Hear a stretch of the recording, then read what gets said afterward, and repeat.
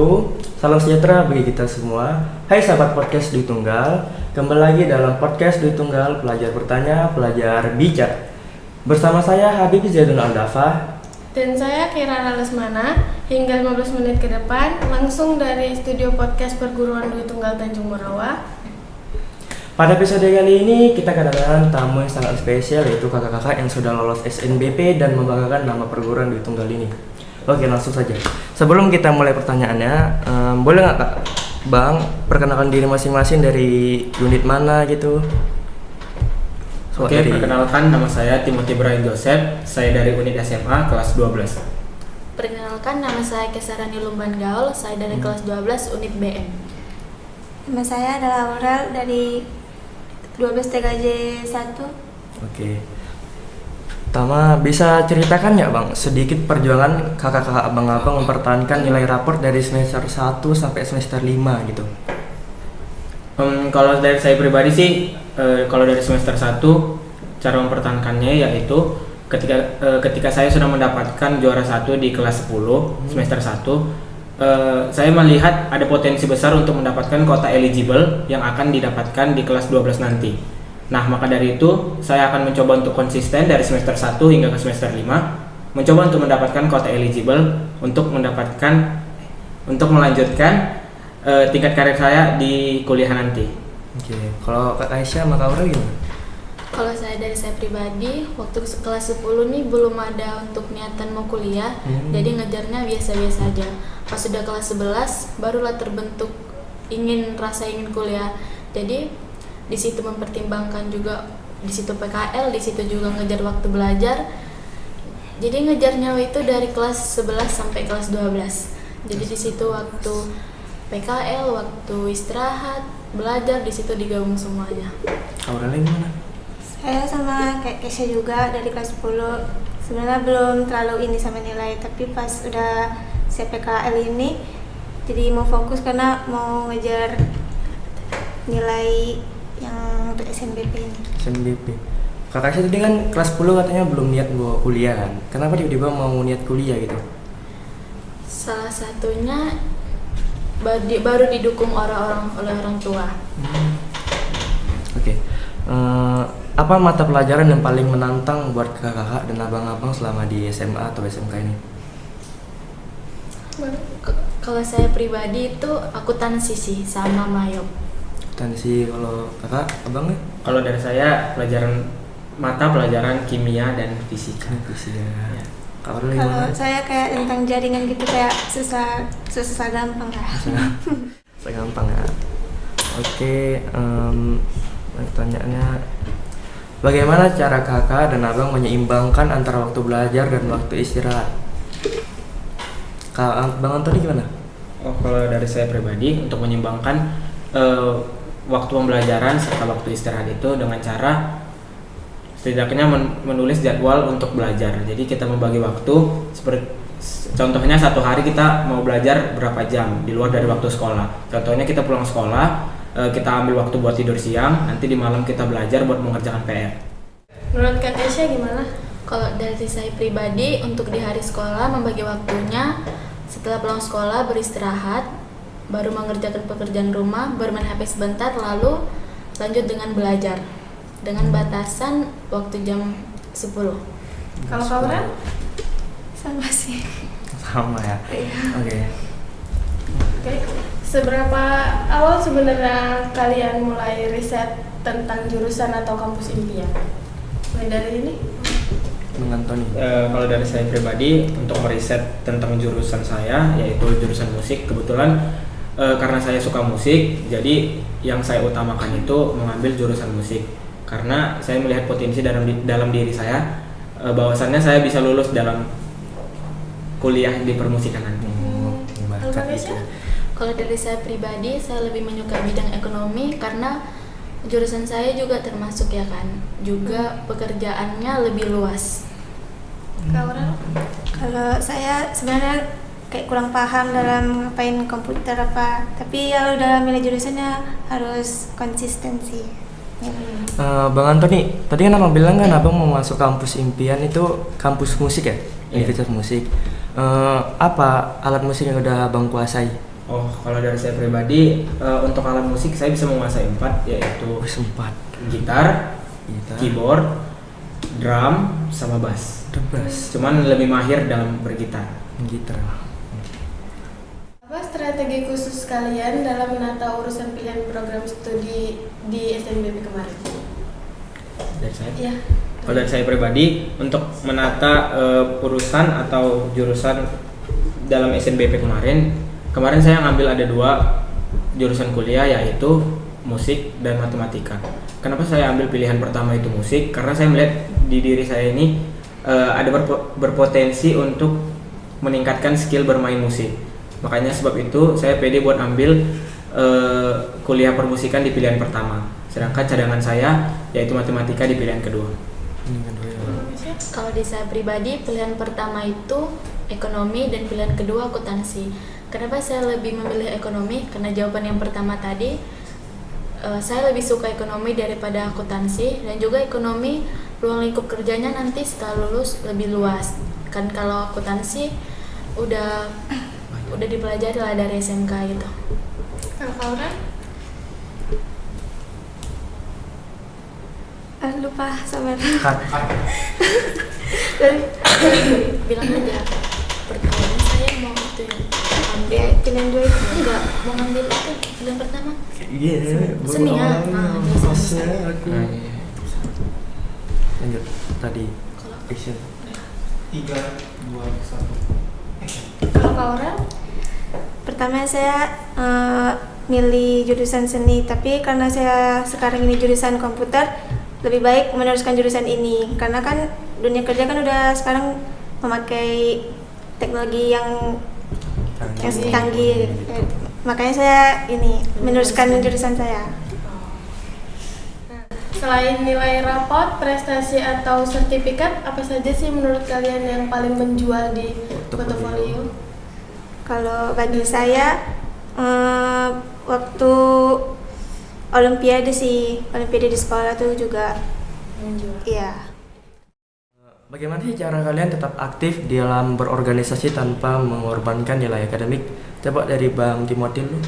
Kalau dari saya pribadi, dengan cara membagi waktu untuk berorganisasi. Contohnya dalam waktu bersekolah, di sekolah itu kita fokuskan dulu untuk belajar. Nanti pulang sekolah baru kita aktif dalam ekskul. Kalau itu dari saya pribadi. Kalau semisal ada waktu eskul di hari misalkan nggak sekolah itu gimana Bang? Oh, kalau misalnya hari libur, tergantung hari liburnya itu kayak apa. Contohnya kalau misalnya ada kepentingan di luar, saya nggak datang. Tapi kalau misalnya memang hari liburnya itu saya kosong dan ekskul mewajibkan orangnya buat datang, nah saya akan datang ke sekolah. Datang. Oke, lanjut. Pernah nggak kalian merasa burnout atau gimana sih caranya kalian bisa bangkit kembali gitu? Coba Pernah. dari Kak Gracia. Pernah? Waktu awal bulan Januari itu di situ belum bisa, kan udah mulai pendaftaran nih, tapi di kartu keluarga saya bermasalah. Jadi itu rumit sekali lah dibilang, harus pecah kakak lah itulah. Jadi guru-guru pun bilang kamu nanti nggak bisa lolos kalau nggak diperbaiki kakaknya. Jadi dengan singkat waktu, puji Tuhan bisa diurus lagi dengan buat kakak sendiri dan pecah kakak dari orang tua. Kakak sendiri. Iya. Sendiri. Kalau Kak Bang Timothy atau Kak Aurel ada nggak pernah gitu burnout gitu? Nggak pernah. Saya Nggak pernah. Oke. Siapa sosok guru, teman atau keluarga yang paling berpengaruh dalam perjalanan akademik kalian? Dari Aurel? Kalau bagi saya Bu Gultom sih, karena selalu nyemangatin saya waktu memilih jurusan, dan kasih nasihat. Terus juga saya punya teman baik yang selalu setia, yaitu Ica. Iya ya. Oke. Menurut Kak Kesha gimana? Kalau menurut saya guru yang paling mendukung itu Bu Gultom sama Bu Irma, karena mereka yang selalu bilang ayo tetap kejar gitu kan, tetap semangat. Pokoknya mereka selalu mensupport gitu. Dan juga kepala sekolah juga sih, Bu Hermin juga selalu mensupport kami anak-anaknya untuk coba semua di PTN. Kalau di keluarga sih bapak sih lebih mendukung. Bang Timothy ada nggak kira-kira? Kalau dari saya pribadi, yang paling utama yang mendukung saya dalam program untuk saya kuliah nanti yaitu orang tua saya. Mereka sangat mendukung apa yang menjadi keputusan dari diri saya sendiri, sehingga bisa memberi kesempatan saya untuk mencoba di PTN-PTN atau di tempat kuliah manapun. Nah, kalau dari guru ada Bu Gultom, ada Bu Sri, terus ada beberapa guru lagi yang saya tidak bisa sebut. Nah, mereka sangat berpengaruh sekali kepada saya karena mereka memberikan solusi terbaik. Jadi mereka ini memberi urutan-urutan atau mengajarkan saya bagaimana cara mengisi portofolionya dengan rapi, terus tidak acak-acakan. Nah, kalau yang tadi kan orang-orang yang mendukung kalian, ada nggak orang-orang kayak ngeremehin atau menentang pas dengar kalian mau kuliah gitu? Kalau itu sih pasti banyak ya. Mereka pasti langsung, kenapa ngambil kuliah? Emang biayanya ada gitu. Pasti ada kalau sebenarnya. Oke. Apa satu kesalahan atau penyesalan di masa SMA yang untungnya bisa kalian perbaiki tepat waktu?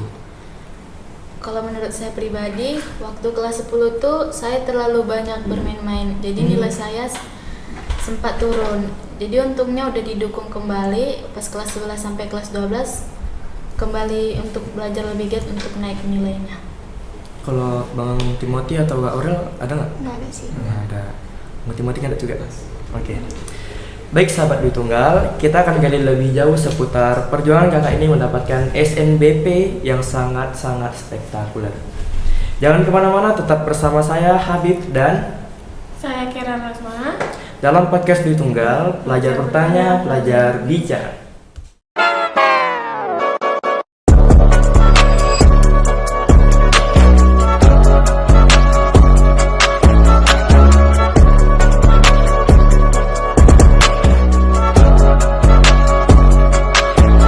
Oke sahabat podcast Dwi Tunggal, kembali lagi bersama saya Habib dan Saya Kirara. dalam podcast Dwi Tunggal, pelajar bertanya, pelajar bicara. Masih bersama narasumber kita kakak-kakak yang sangat menginspirasi kita. Di pertanyaan ini, pada segmen kedua ini agak banyak ya kak, dan kayaknya agak panjang kita sih. Seberapa besar sih tingkat optimisme kalian sebelum membuka pengumuman?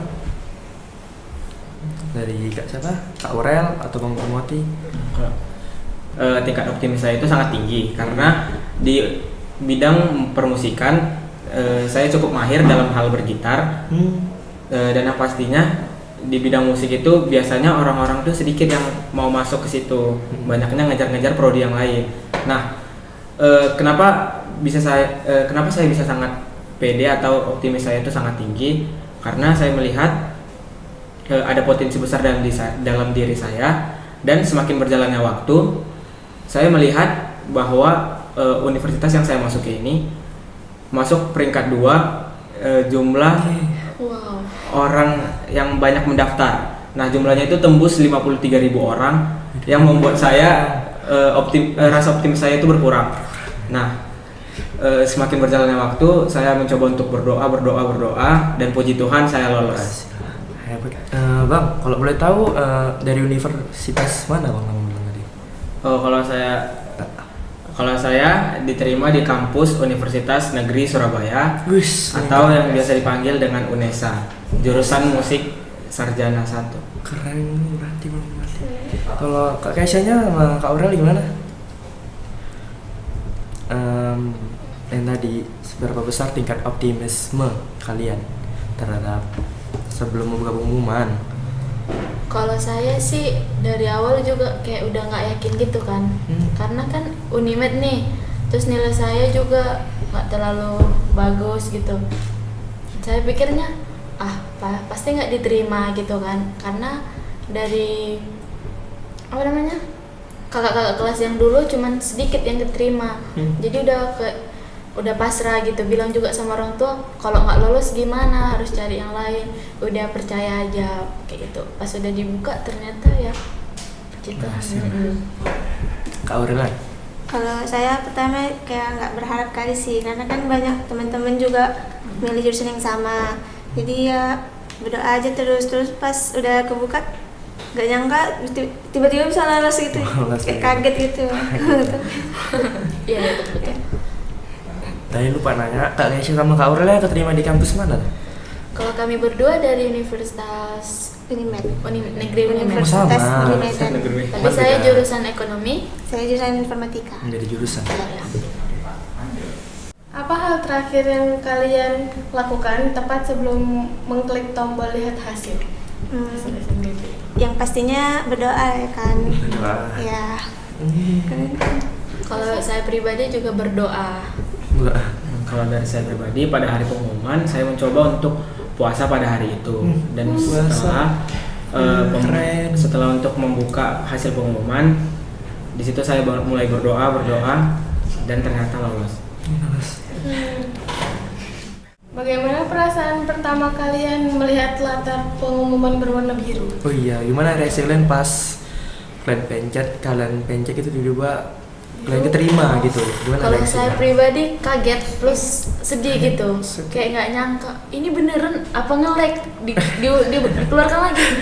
Betul ternyata. Saya jujur seperti itu. Kak Aurelia atau Moti? Kalau dari Sama saya- juga.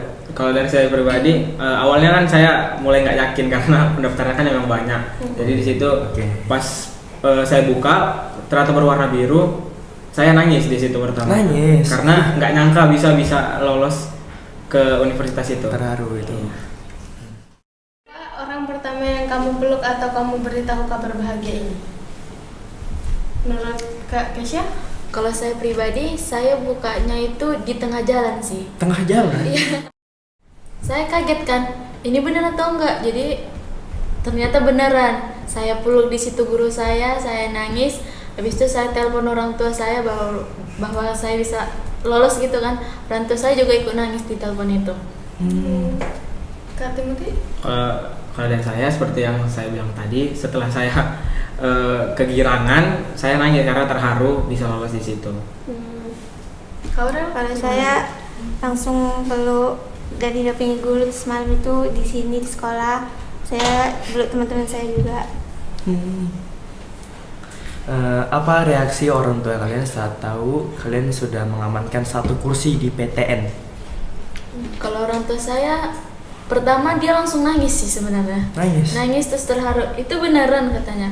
Karena dari awal saya bilang kayaknya nggak lulus deh Pak gitu. Jadi ya udah. Udah berputus asa berarti. Oke, bagaimana kalian merespon teman-teman yang lain yang mungkin hasilnya belum sesuai harapan atau belum keterima itu? Dari siapa? Kak Aurel atau? Buat teman-teman yang nggak bisa lulus, jangan berputus asa. Pasti ada yang lebih baik dari ini, ada yang lebih nunggu di depan sana. Jangan langsung putus asa dan putus semangat sih. Kak bilang gitu ke teman kakak yang? Iya. Apa hal pertama yang kalian beli atau kalian lakukan sebagai bentuk self reward setelah lulus? Nah, siapa? Ada? Nggak ada. Kalau saya nggak ada. Bang Timothy nggak ada juga? Oh, kalau saya ada. Ada. Saya, gitar untuk mendukung permusikan saya di kuliah nanti. Beli gitar. Bagaimana cara kamu menghadapi tekanan ekspektasi orang sekitar sebelum hari pengumuman? Menurut Kak Kesha?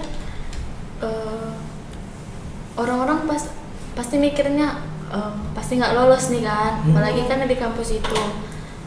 Jadi pas sudah aku kasih tahu nih lolos, mereka semua kaget lah, kayak termakan omongan sendiri ya kan. Pertama-tama mereka kayak pasti enggak dan kurang mendukung juga sepertinya. Jadi pas mereka udah tahu saya lolos, ya mereka kaget dan juga mengucapkan selamat dan juga minta maaf karena udah Udah ngeremehin gitu. Apa satu kata yang paling menggambarkan perasaan kalian saat ini karena lolos SNBP? Menurut Kak Timothy? Kalau dari saya yaitu bangga. Kenapa bangga? Karena saya bisa diterima di universitas impian saya, plus bisa bersaing dengan banyaknya orang yang mendaftar. Oke, baik sahabat Dwi Tunggal, kita sudah sampai di penghujung segmen kedua. Kita istirahat sejenak, jangan kemana-mana, tetap di podcast Dwi Tunggal, pelajar bertanya, pelajar bicara.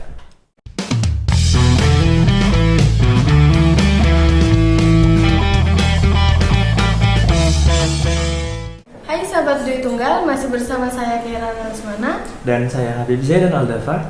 Dalam podcast di Tunggal Pelajar Bertanya, Pelajar Bicara. Lanjut ke pertanyaan berikutnya. Apa sih ekspektasi kalian tentang kehidupan perkuliahan nanti? Ada nggak yang kalian takuti gitu? Mau dari Bang Timothy dulu, coba. Kalau dari saya pribadi, ekspektasi saya yaitu bisa mendapatkan lebih banyak teman serta relasi di luar sana nanti.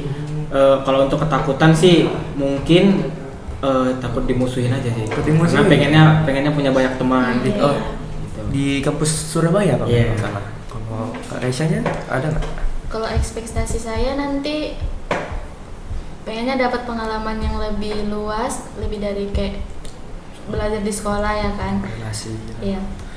Juga Kalau ketakutan ada? kalau ketakutan lebih takut kayak ke tugas-tugas sih.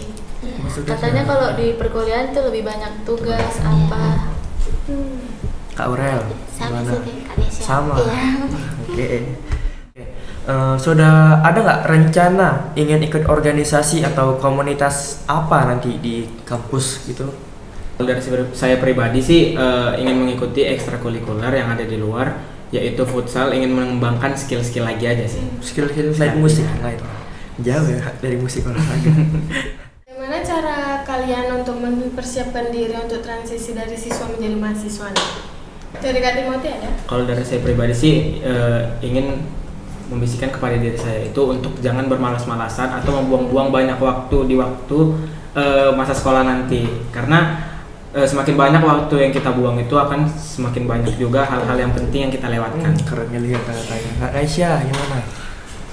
Sama sih kayak jawaban Timothy, kalau kita lebih banyak membuang waktu nanti kesempatan itu nggak akan terulang lagi, jadi lebih banyak penyesalan di akhir. Jadi kalau adik-adik nanti yang masih di kelas 10, rajin-rajinlah belajar supaya nanti tidak ada penyesalan seperti kami di akhir. Oke, lanjut.